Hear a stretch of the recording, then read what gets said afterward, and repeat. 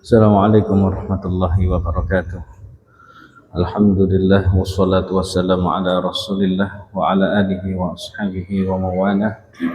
Allahumma allimna ma yanfa'una wanfa'na bima 'allamtana wa zidna ilma. Subhanaka la ilma lana illa ma 'allamtana innaka antal alimul hakim. Alhamdulillah, sebuah kenikmatan bagi seorang hamba ketika ia memiliki kesempatan untuk mentadabburi ayat-ayat dan firman Allah Subhanahu wa taala. Karena tidak semua orang diberikan kesempatan ini. Tidak semua orang, hanya segelintir orang yang Allah berikan kesempatan untuk mentadabburi ayat-ayatnya, untuk mengkaji firman-firmannya, sehingga dengan tadabbur dan pengkajian terhadap ayat-ayat dan firman Allah bertambah pula keimanan seorang hamba itu. Maka sebaliknya bagi mereka yang tidak punya kesempatan tadabbur, tidak punya kesempatan untuk tafakkur terhadap firman dan ayat-ayat Allah, mereka adalah orang yang berpotensi dikunci hatinya oleh Allah. Afala yatadabbarunal Qur'an am ala qulubin aqfaluha. Afala yatadabbarunal Qur'an. Apakah mereka tidak mau tadabbur terhadap Al-Qur'an? Am ala qulubin aqfaluha, atau jangan-jangan hati mereka telah terkunci. Bahayanya orang nggak tadabbur Quran itu hatinya apa? Hatinya mati, hatinya terkunci. Ketika mendengar nasihat, ketika mendengar peringatan-peringatan, tidak bergetar, tidak takut hatinya. Makanya sebuah kenikmatan ini harus kita syukuri, harus kita upayakan untuk istiqamah di dalam terus menjaga kenikmatan, bermujalasah, bertadabbur dengan firman-firman Allah Subhanahu wa taala. Insyaallah kesempatan kali ini kita akan membaca surat Al-Kautsar. Kita akan membaca surat Al-Kautsar. A'udzu billahi minasyaitonir rajim. Inna a'tainakal kautsar fashalli li rabbika wanhar inna syani'aka huwal abtar. Surat ini sepakat semua ulama, aqsaru suwarin fil Quran, merupakan surat yang paling pendek yang ada di dalam Al-Quran. Wa ala qawlihi makkiyatun aw madaniyah. Mengenai surat ini, apakah surat ini makkiyah ataukah surat ini madaniyah? Surat ini apakah termasuk golongan surat yang Allah turunkan sebelum Nabi hijrah, ataukah termasuk golongan surat yang Allah turunkan setelah hijrah? Ada dua pendapat dari kalangan mufassirin salaf, yakni pendapat dari Ibnu Abbas, dari Ibnu Mas'ud, dari Atha bin Abi Yasar dan yang lainnya. Yang pertama, surat ini adalah surat Makkiyah. Pendapat yang pertama, surat ini adalah surat Makkiyah karena merujuk kepada sababun nuzul, sebab turunnya surat ini. Disebutkan keterangannya oleh Al-Imamul Qurtubi dan juga Al-Imamul Baihaqi di dalam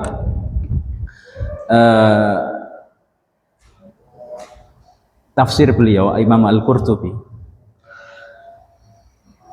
Surat ini turun sebagai bentuk tasliyah, bantahan sekaligus hiburan untuk Nabi Shallallahu Alaihi Wasallam atas ucapan orang-orang musyrikin Mekah. Di antara mereka ada yang mengatakan kepada Nabi Shallallahu Alaihi Wasallam, la yahimmuhu rojulun, hadzal rojul. Perkara orang ini ndak usah dikhawatirkan. Maksudnya Nabi Muhammad yang mengatakan ini, keterangannya disebut di sini adalah Al-Asi bin Wa'il. Orang musyrikin Mekah mengatakan, jangan dikhawatirkan urusannya Muhammad, fa innahu abtar. Karena Muhammad ini orangnya abtar. Abtar itu apa? Abtar itu tidak punya generasi penerus. Ketika itu putra beliau yang bernama Qasim itu wafat. Kemudian putra beliau lagi yang bernama Abdullah itu wafat. Sehingga orang Arab itu kan menisbatkan nasab itu kepada jalur laki-laki. Jadi anak Nabi dua-duanya itu wafat. Sehingga tidak ada satupun nasab yang dinisbatkan kepada Nabi Shallallahu Alaihi Wasallam. Orang itu terputus nasabnya, jangan dikhawatirkan. Nanti biarkan saja urusan dia itu pasti berakhir. Wala yadhkuruhu nasu dzikrahu, dan orang-orang tidak akan bakal mengingatnya. Nggak usah khawatir.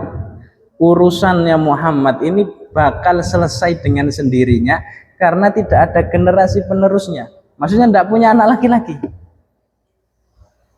Maka disebut dengan abtar. Abtar itu orang yang terputus nasabnya. Abtar itu orang yang terputus nasabnya. Tidak usah dipedulikan itu. Fa anzalallahu hadhihi surah. Maka Allah Subhanahu wa taala menurunkan surat ini. Ini pendapat yang pertama. Kalau surat ini adalah surat Makkiyah. Pendapat yang kedua, surat ini adalah surat Madaniyah. Artinya Allah turunkan surat ini setelah Nabi hijrah di Madinah. Di antara hadis yang mendukung bahwasanya surat ini adalah surat Madaniyah adalah hadis yang diriwayatkan oleh Imam Muslim. Faqad unzila alayya as-surah Bismillahirrahmanirrahim. Inna a'tainakal kautsar fasholli li rabbika wanhar inna syani'aka huwal abtar. Telah turun kepadaku satu surat yang isinya Bismillahirrahmanirrahim, inna a'tainakal kautsar sampai selesai. Wa ma huwal kautsar? Nabi bertanya kepada para sahabatnya, ma huwal kautsar? Apa yang disebut dengan kautsar? Kemudian para sahabat menjawab, Allahu wa rasuluhu a'lam. Allah yang lebih tahu dan Rasul. Nabi kemudian memberikan jawaban. Al-kautsaru nahrun fil jannati wa'adani rabbi. Al-kautsar adalah sungai yang Allah telah janjikan kepadaku di surga. Hafatahu min lu'lu'in, yang mana tepiannya itu terbuat daripada lu'lu', permata. Wa ma'uhu a'dzabu wa ahla minal asali, dan airnya itu lebih manis daripada madu. Nah, itu hadis yang menjelaskan bahwasanya surat ini adalah surat Madaniyah. Ala kulli halin, ada dua pendapat ini oleh sebagian ulama dikumpulkan atau dikomparasikan. Ada yang mengatakan bahwasanya surat ini turun dua kali, yakni turun di Mekah dan turun di Madinah. Dan itu menurut jumhur ulama boleh-boleh saja. Surat di dalam Al-Quran atau ayat di dalam Al-Quran turun dua kali itu sah-sah saja. Itu sah-sah saja. Kemudian berbicara dengan tafsir ayat ini, inna a'tainakal kautsar. Inna, di sini Allah Subhanahu wa taala menggunakan, menghabarkan dirinya dengan dhamir, dengan kata ganti inna, yang mewakili, menunjukkan atas azamah, keagungan. Kami. Jadi ada perbedaan di dalam Al-Quran itu. Allah terkadang menghabarkan dirinya dengan kalimat kami, nahnu. Terkadang Allah menghabarkan dirinya dengan kalimat atau kata ganti ana, aku. Perbedaannya, ketika Allah berbicara tentang perbuatan dan kekuasaannya, maka di situ pasti Allah menggunakan inna, kami. Ketika Allah berbicara tentang af'aluhu, perbuatan-perbuatan Allah dan juga kekuasaan Allah, pasti menggunakan inna, yakni kami. Misalnya inna anzalnahu fi lailatul qadar. Sesungguhnya kami telah turunkan Al-Quran di malam Lailatul Qadar. Misalnya lagi, inna nahnu nuhyil mauta wa naktubu ma qaddamu wa atharahum wa kulla syai'in ahsaynahu fi imamin mubin. Sesungguhnya kami yang telah membangkitkan mereka yang telah mati. Kekuasaan, keagungan.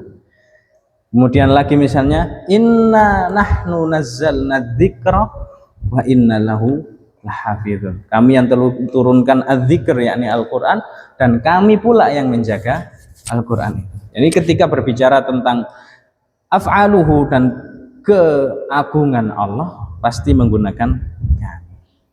Sebaliknya, atau yang kedua, ketika Allah ingin menghabarkan tentang zatnya, uluhiyahnya, zatnya atau uluhiyahnya, keesaannya, pasti di situ Allah menggunakan kata ganti ana, aku. Innani anallahu la ilaha illa ana fa'budni wa aqimis salata li dzikri.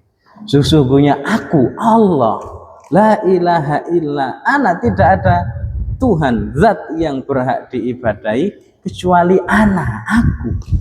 Wa'a. Terus misalnya lagi, wa ana rabbukum fa'budun, dan aku adalah Tuhanmu semua, maka ibadilah aku. Pokoknya ketika berbicara tentang ketuhanan, keesaan Allah, pasti Allah menggunakan kata ganti apa? Ana, mufrad, dhamir mutakallim wahdah, dhamir mutakallim wahdah, bersendirian di situ. Nah, di sini konteksnya Allah berbicara tentang kekuasaannya, tentang keagungannya.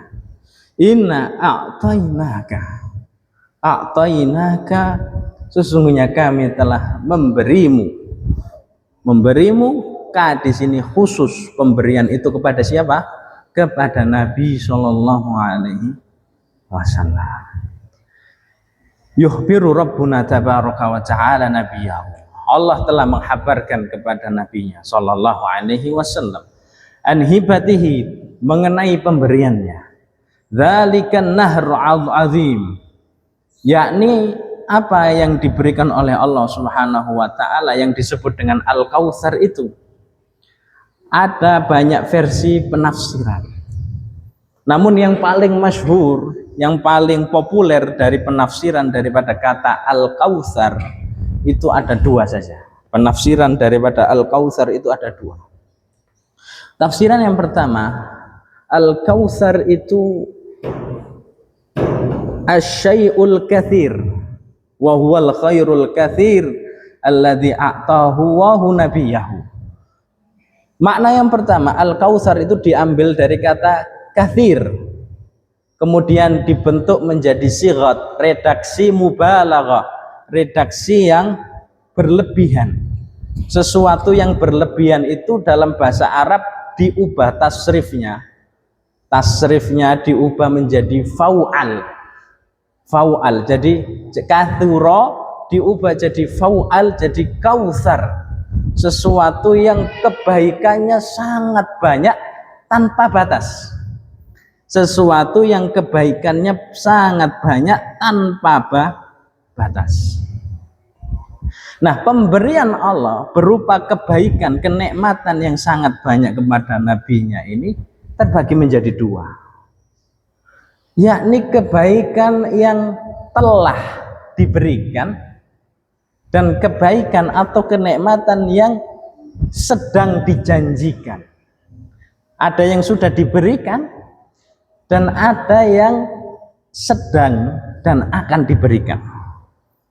Misalnya kita berbicara kemarin dari awal kita membahas surat Ad-Duha. Dari surat Ad-Duha sampai surat Al-Ma'un, di situ Allah berbicara tentang pemberian yang telah diberikan kepada Nabi Shallallahu Alaihi Wasallam. Misal kita baca surat Al-Insyirah, di situ semua isinya pemberian Allah. Alam nashrah laka sadrak, bukankah telah kami lapangkan dadamu wahai Muhammad?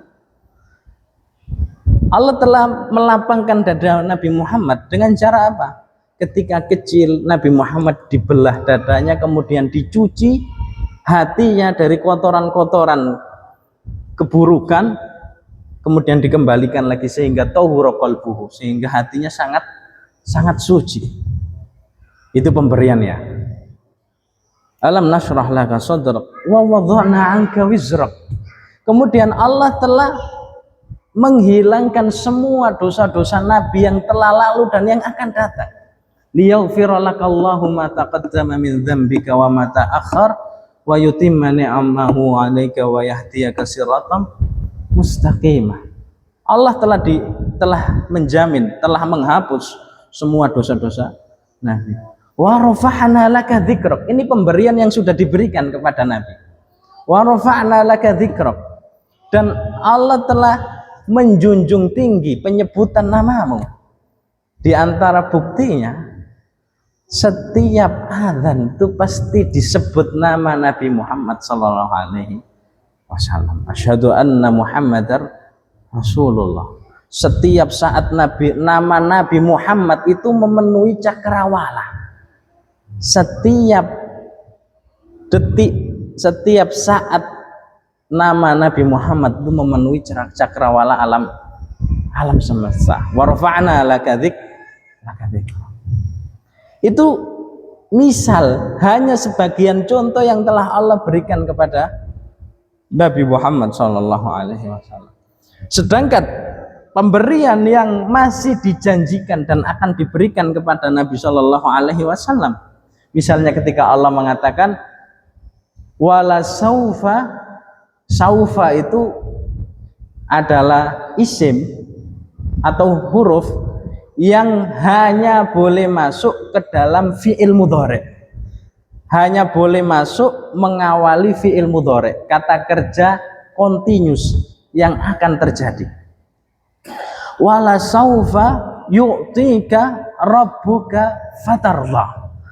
Dan Rabbmu pasti akan memberikan pemberian kepadamu Muhammad, sehingga dengan pemberian itu engkau apa? Engkau ridha.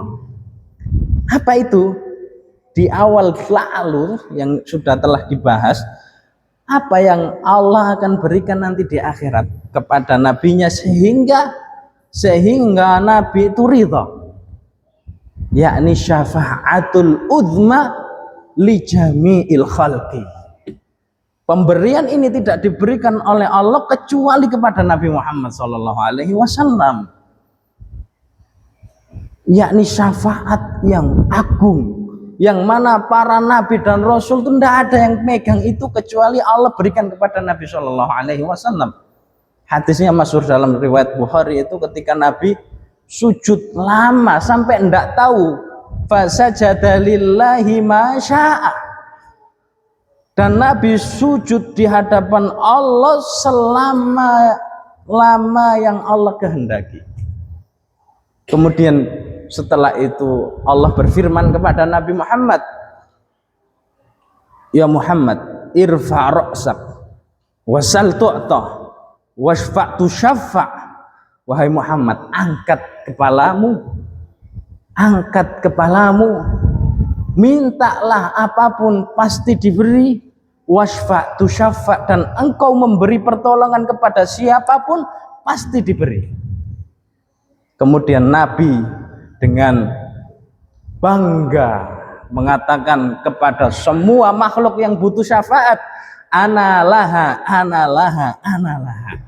syafaatul uzma hanya diberikan Allah kepada itu. Jadi wala saufa yu'tika rabbuka fatarda, itu pemberian yang nanti pasti akan diberikan oleh Allah kepada Nabi. Nah, ini makna yang pertama. Al-Kautsar huwal khairul katsir alladzi a'tahu Allahu linabiyya. Linabiyhi sallallahu alaihi wasallam. Kautsar itu artinya nikmat yang banyak tanpa batas.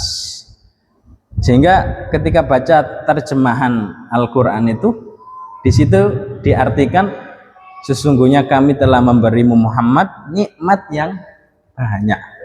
Nah, nikmat yang banyak itu perlu diberikan catatan tanpa batas.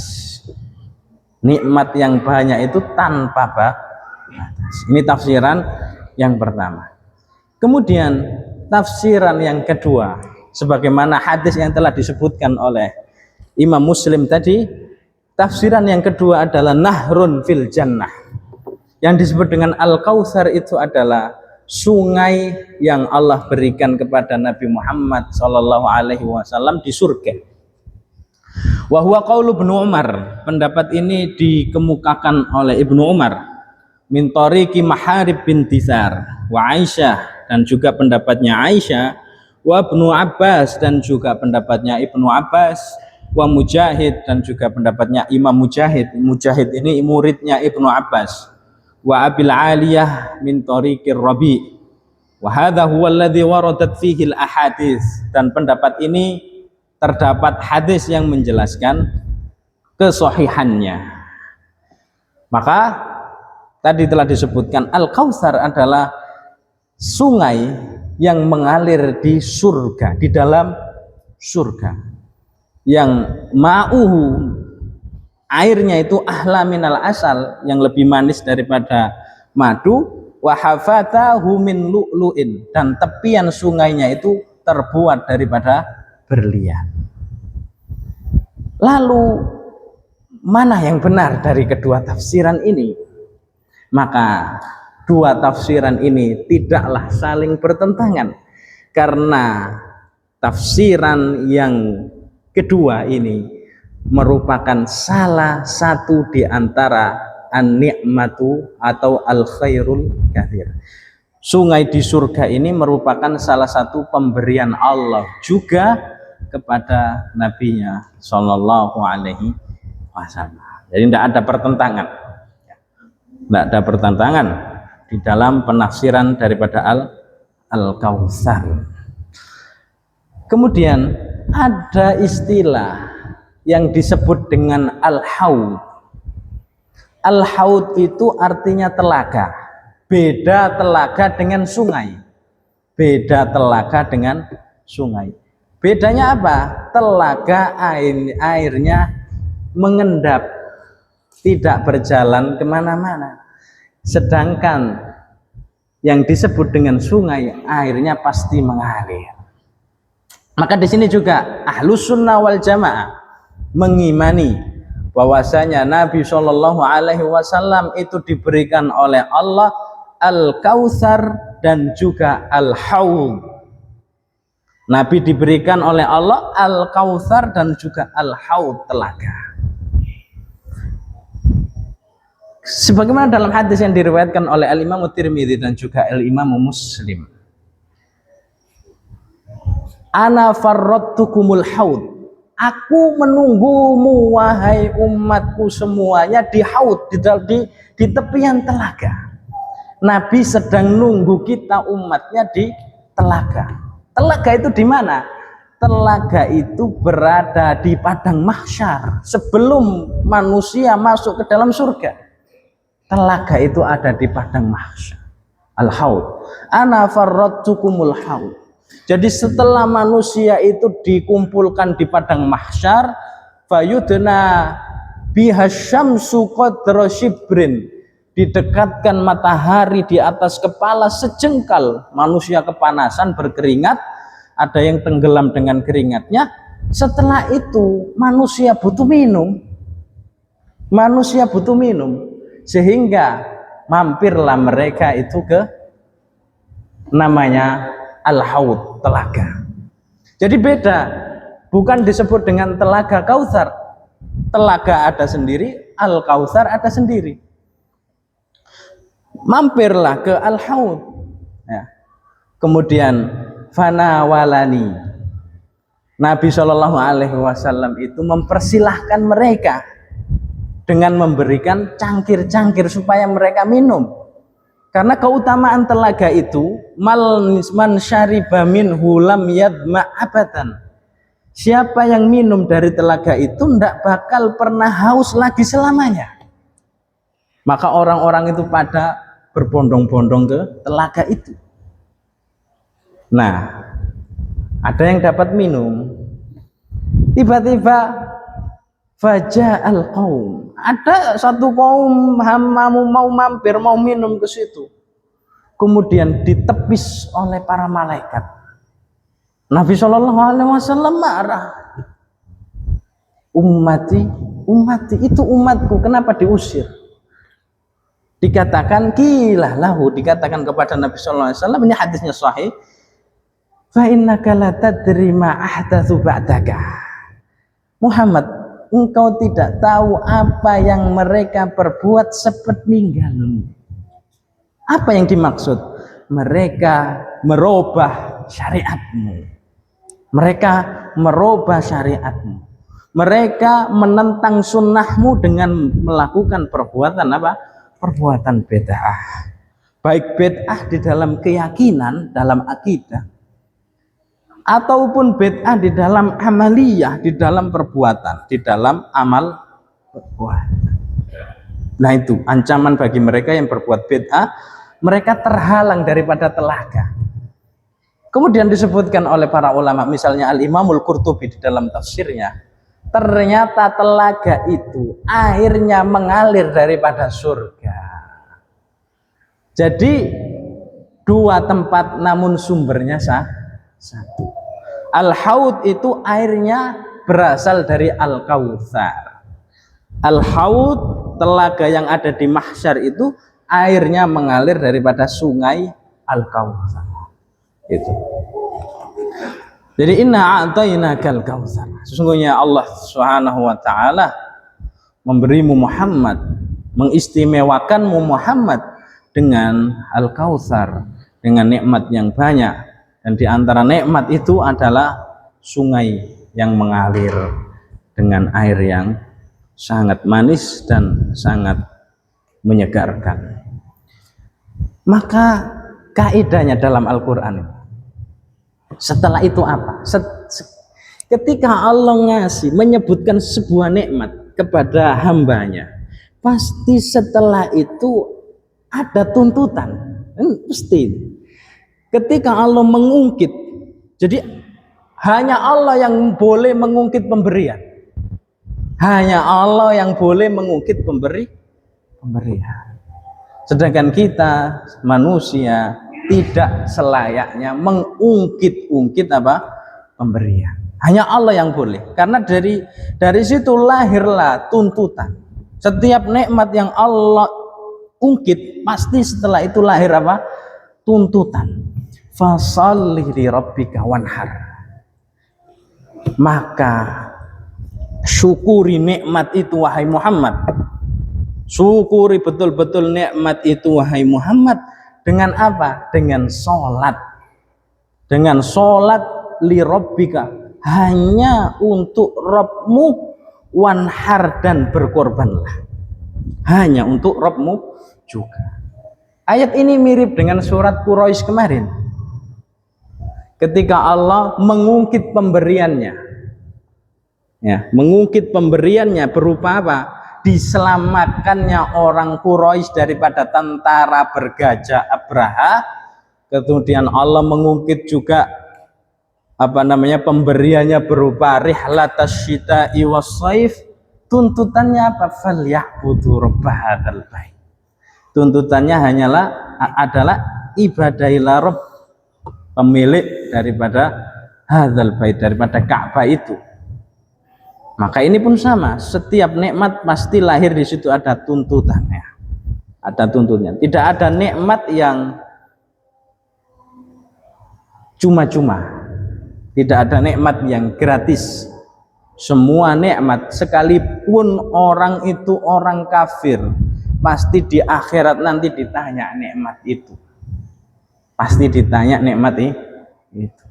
Jadi itu bentuk azab juga. Ketika seseorang itu lama mempertanggungjawabkan dirinya, itu bentuk azab juga.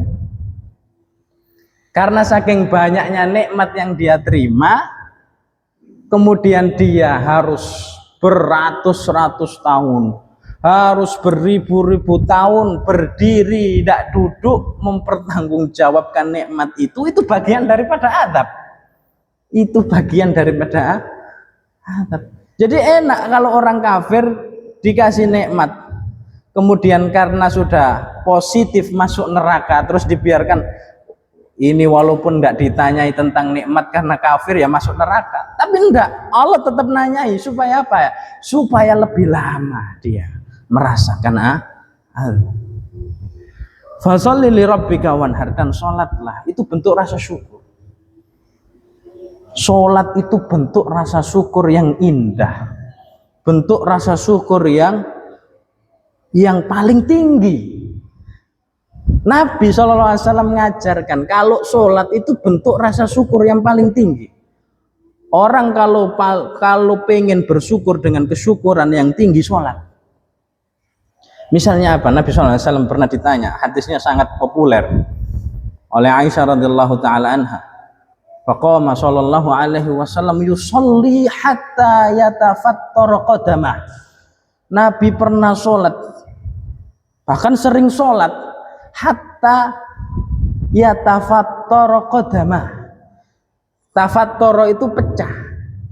Jadi kaki telapak kakinya itu pecah. Dalam keterangan lain, riwayat lain, hatta tawarroma qadamah, sampai hancur. Hancur itu lebih dari pecah. Hancur. Memang dalam hadis-hadis Syama'il juga disebutkan kakinya Nabi dan telapak tangannya itu kasar, tidak lembut. Telapak tangan Nabi ini kasar dan telapak kakinya juga hancur. Kemudian Aisyah radhiyallahu taala anha iba dengan perbuatan Nabi itu, kasihan. Wa qad ghafarallahu laka ma taqaddama min dzambika wa ma ta'akhkhar.